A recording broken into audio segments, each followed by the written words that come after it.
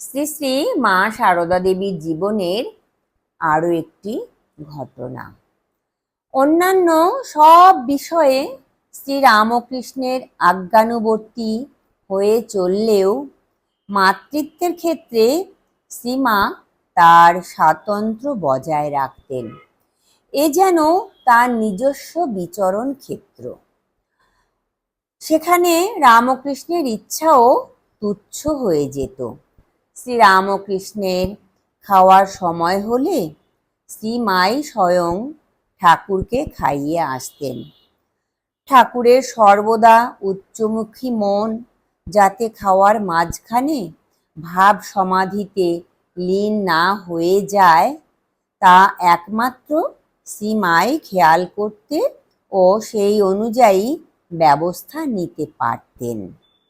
একদিন যথাসময়ে শ্রীমা খাবারের থালা নিয়ে সবেমাত্র ঠাকুরের ঘরের সিঁড়ি পেরিয়ে বারান্দায় উঠেছেন।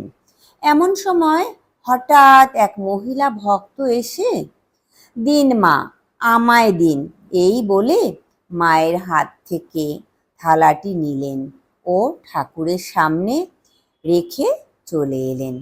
মহিলাটির পিছন পিছন ঠাকুরের ঘরে মা ঢুকলেন। ঠাকুর বসে আছেন, কিন্তু অন্ন স্পর্শ করতে পারছেন না। শ্রী মায়ের দিকে চেয়ে বললেন, তুমি এ কি করলে? ওর হাতে দিলে কেন? ওকে কি জানো না?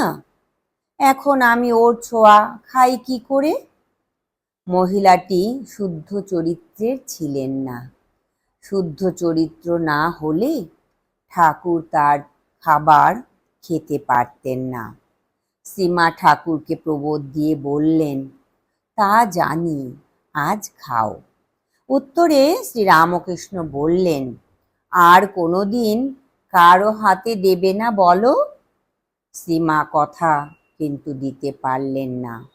করজোড়ে উত্তর দিলেন, তা তো আমি পারবো না ঠাকুর।